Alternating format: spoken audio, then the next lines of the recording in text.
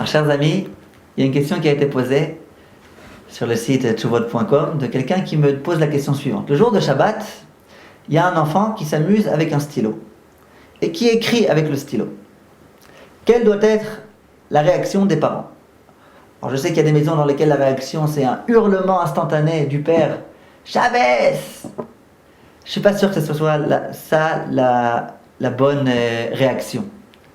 Ça, je fais confiance au Rav Twito sur le site, sur la rubrique éducation pour vous expliquer quel doit être le comportement à avoir. Ce n'est pas notre sujet maintenant en tous les cas. Y a-t-il une obligation d'empêcher l'enfant de faire cette chose-là ou pas? Alors je lui ai répondu de la façon suivante.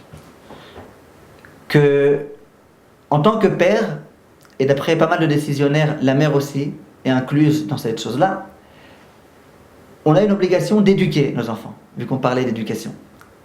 Éduquer ses enfants, ça signifie, lorsque je les vois faire quelque chose d'interdit, les en empêcher. Et de la même façon, les encourager à faire le bien. Lorsque je vois mon enfant qui est en train d'écrire Shabbat, il fait quelque chose d'interdit, je dois l'en empêcher. Je suis son père, je suis son éducateur, j'ai une obligation de l'éduquer. Simplement, il faut savoir qu'il y a un âge à tout. Il y a un âge à partir duquel il comprend peut-être pas forcément complètement ce que c'est Shabbat, ce que ça signifie Shabbat. Mais en tous les cas, il est en âge de comprendre, à un certain moment, qu'il y a des choses qui sont permises, il y a des choses qui sont interdites. Il y a un jour qui s'appelle le dimanche, il y a un jour qui s'appelle le Shabbat. Dès lors qu'il arrive à cet âge-là, ça peut être 3-4 ans, déjà à ce moment-là, le père doit dire à son enfant, c'est Shabbat. Shabbat, on n'écrit pas. On ne doit pas écrire avec un stylo Shabbat. Le stylo, c'est Moukse. Le mot qui est le plus connu de tous les enfants, c'est Moukse. Pour les enfants, tout est Moukse. Pour les enfants, écrire, c'est Moukse. Pour les enfants, cuisiner, c'est Moukse.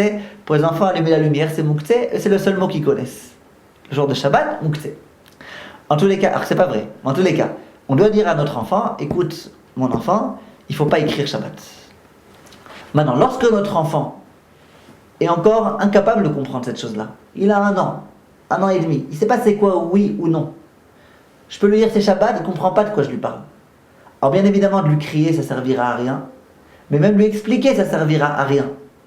Alors à ce moment-là, laissons-le gribouiller. Il a 1 an et demi, 2 ans, après ça dépend de la maturité de l'enfant.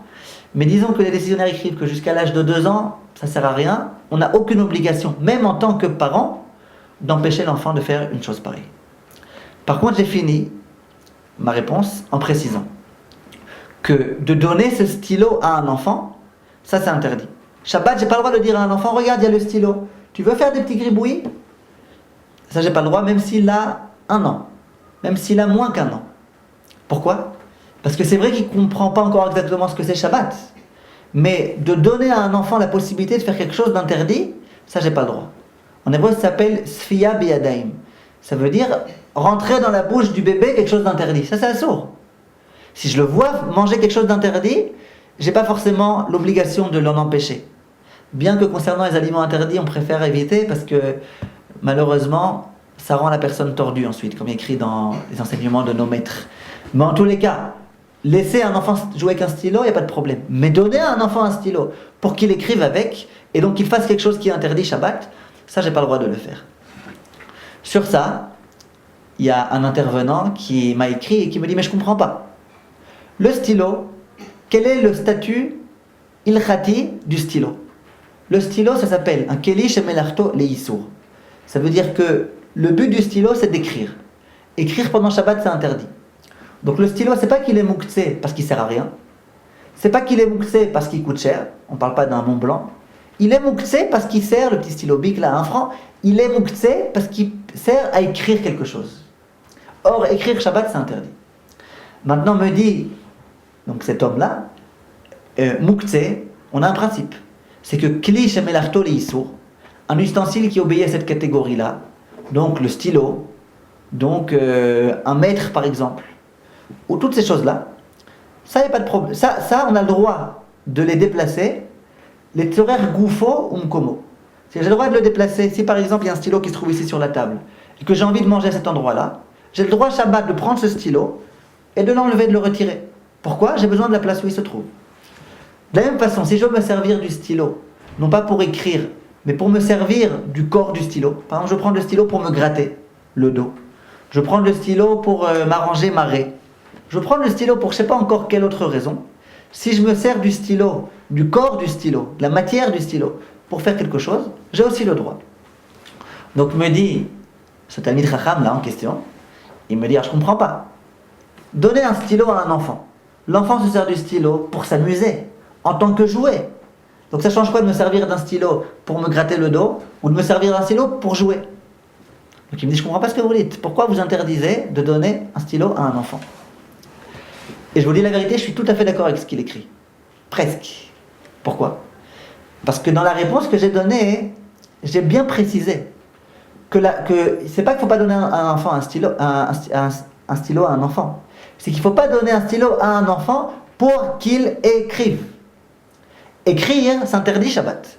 Donner un stylo à un enfant pour qu'il écrive, ça ne s'appelle pas qu'il s'amuse avec le stylo, ça s'appelle qu'il écrit. Écrire s'interdit pas en Shabbat. Je n'ai pas le droit de donner la possibilité à un enfant Shabbat, même si c'est un tout petit enfant, de faire quelque chose qui est interdit. Ben, effectivement, si je lui donne le stylo, c'est un stylo qui ne marche pas, qui n'écrit pas, je donne le stylo vraiment en tant que jeu, et que c'est un petit enfant qui est tout petit, alors là effectivement je pourrais lui donner, pourquoi pas. Il ne fera rien d'interdit. Pour lui c'est un jouet. Et je lui ai demandé qu'il se réfère à un cours que j'avais donné à Espace Torah, justement sur ce sujet-là.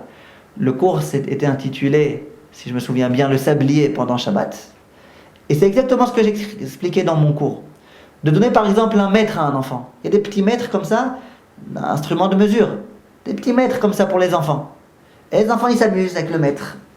Alors si l'enfant s'amuse avec le mètre pour s'amuser, pour faire semblant que c'est un bricoleur, effectivement il a le droit de jouer avec sa Shabbat. Bien que Shabbat on n'a pas le droit de prendre des mesures, lui il n'est pas en train de prendre des mesures, il est en train de s'imaginer que c'est un grand bricoleur. Il est en train de s'amuser. Un enfant a le droit de s'amuser Shabbat. Si en revanche, je lui donne le mètre et je lui dis écoute, j'ai besoin de savoir la dimension précise de cette table, parce que je vais acheter une nappe demain, ou toute chose de ce genre-là. Alors là je demande explicitement à l'enfant de se servir du mètre, pas en tant que maître, pas en tant que jeu, excusez-moi, mais en tant que maître, en tant qu'instrument de mesure. Ça c'est interdit, je n'ai pas le droit de demander à un enfant Shabbat de faire quelque chose d'interdit. Quand bien même cet interdit est d'ordre rabbinique, de prendre des mesures Shabbat. C'est une interdiction d'ordre rabbinique, mais c'est interdit. Donc voilà en quelques mots le sujet qui a été ici explicité. Donner un jeu à un enfant, oui. Donner à un enfant quelque chose qui va lui permettre de faire quelque chose d'interdit, ça non, quel que soit l'âge de l'enfant. Et que je sois son père ou pas son père. En tant que père, j'ai une obligation de l'éduquer. Ça veut dire de l'empêcher de faire des choses interdites. Ça c'est une obligation qui incombe au père ou à la mère. Pas à quelqu'un d'autre. Par contre, l'interdiction de donner à un enfant quelque chose d'interdit à manger ou à faire pendant Shabbat, cette interdiction repose sur tout un chacun. Voilà, Kol Tov et à très bientôt.